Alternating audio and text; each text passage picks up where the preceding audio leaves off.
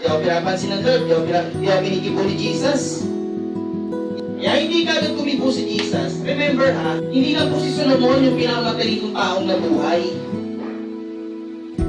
Si Jesus din, tao na buhay. Pinitest ka lang. Kung yun ba talaga yung gusto mong makuha. O baka nabigla ka lang. Pagka-iyak mo kay Lord, ay hindi pala.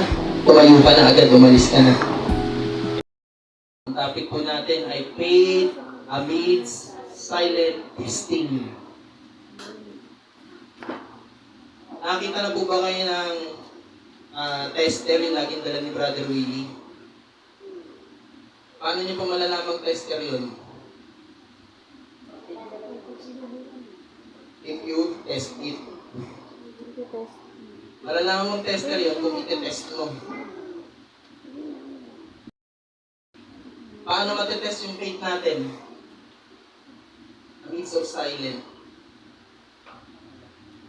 Kaya yung title kanina, Promise of Confidence. Kapag nandiyan ka na ba sa silent moment, o yung pakiramdam mo, ako lang ba nakakaranas nito? Ako lang ba yung ganito? O sa kalagitnaan ng mga problema mo, yung mga hagupit, ng pagsira ng mga plano mo, ng mga idea mo, yung pagkakabukod sa'yo, sa mga gusto mong grupo, gusto mong maging na pamilya mo, nabubukod ka. Meron ka pa rin kayang confidence na i-proclaim yung faith mo. Meron ka pa rin kayang confidence na kahit anong mangyari, hindi maaalog yung faith mo. Through that testing. Let's start with the point number 1. The test of divine silence. Bakit kailangan ko lagyan ng word na divine? Pwede ka naman manahimik dyan sa gilid kahit hindi divine. Pwede ka naman manahimik o lumayo sa ibang lugar kahit walang divine or divinity na involved. Bakit nilagyan ko ng word na divine? Kapatid, ang mahalaga sa atin bilang mga Kristiyano ay nananatili ka, babad ka sa presensya ng Diyos. At that divine word is makakabit natin doon sa presensya ng Diyos. Kaya, anong test ang meron doon sa silence? Nararanasan mo pa rin ba yung presensya ng Diyos? Diyos pa rin ba yung pinagtitiwalaan mo?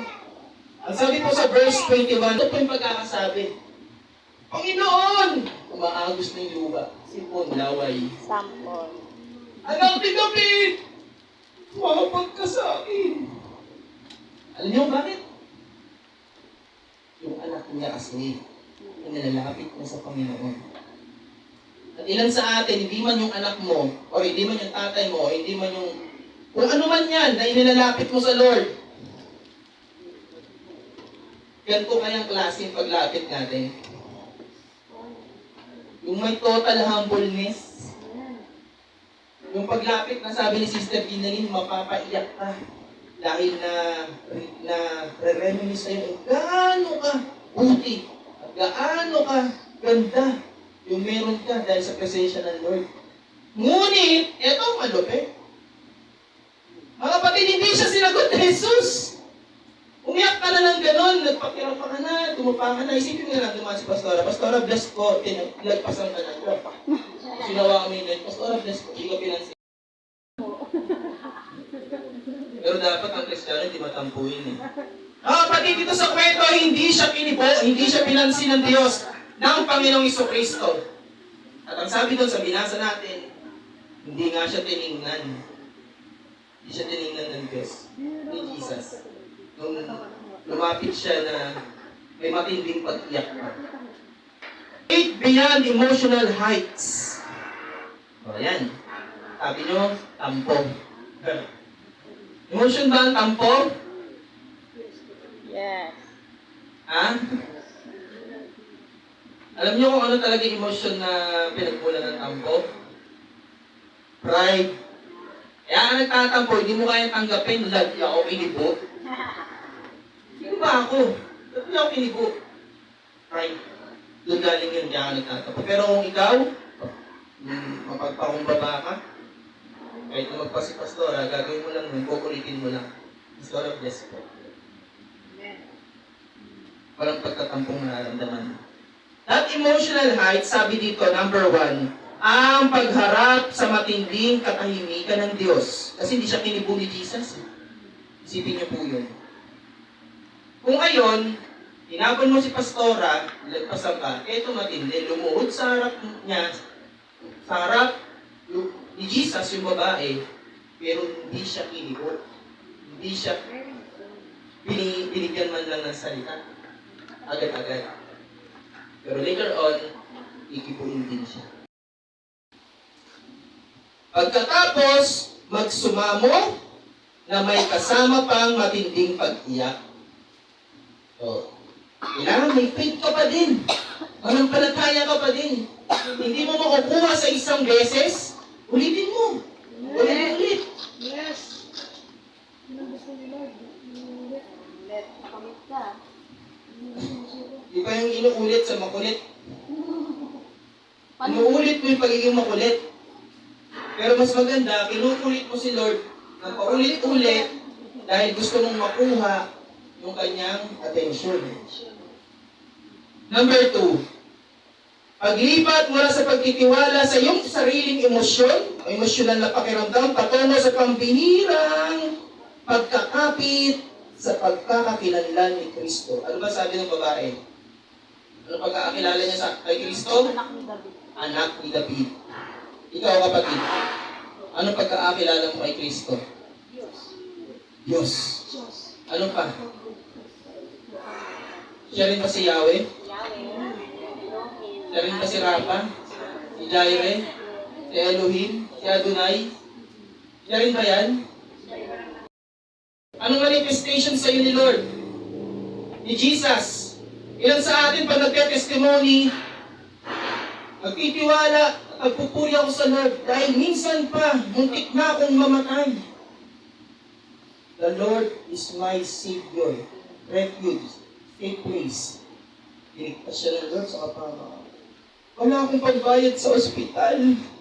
Ayaw kami palabasin. Bigla may lumapit, nag-abot. The Lord is my provider. Pakiramdam ko, mamamatay na ako sa sobrang sakit ng dibdib ko, di ako makahinga. Pero nung nag-pray ako sa Lord, in Jesus' name, the Lord is my healer. Maraming Lord. Pero dapat, ang Lord mo si Jesus. Pero dapat, ang Lord mo, nasa Bible. Huwag si Baal. Huwag si Beelzebul. Ang Lord mo si Jesus. And kapag si Jesus ang pinag-usapan natin, marami kang pwedeng maging kahulugan kay Jesus na positive at the same time powerful. Na hindi kaya tumbasan itong mundo. Ngayon, nasa sa inyo po yan kung paano nyo nakikilala si Kristo sa buhay nyo. Pero isa kapatid natin sumagot, Diyos! Wala nang usapan pa. Tuldok, period. Diyos siya sa buhay ko. Ngayon, ikaw kapatid, ano siya sa'yo? Jesus, anak ni David. And remember kung anong promise meron kay David. It is about the kingdom and rulership. Point number 3. Pagtanto na ang pananahimik ng Diyos ay hindi nangangahulugang siya ay wala. Manatili ka. Sabi dito, nung napagtanto niya na, wala, hindi ako pinapansin ng Lord, hindi ako kinikibo ni Jesus. Ito ay paghahanda sa lalim ng tatanggapin mo. Kaya hindi ka agad kumibo si Jesus. Remember ha, hindi lang po si Solomon yung pinakamatalinong taong nabuhay. Si Jesus din, tao na buhay. Binigyan ka pa nga ng buhay. Si Solomon, kwento lang narinig natin na siya pinakamatalino. Pero si Jesus, bukod sa matalino na taong nabuhay, binigyan ka rin ng buhay. Tayo, binigyan niya rin tayo ng buhay. Kaya, isipin natin, wala man nangyayari sa mga prayer ko sa ngayon. Tahimik ng Lord baka nag-iisip si Lord. Posible namang hindi niya naririnig yung prayer ko. Tapos, kung ano yung narinig niya sa'yo, tinitest niya lang.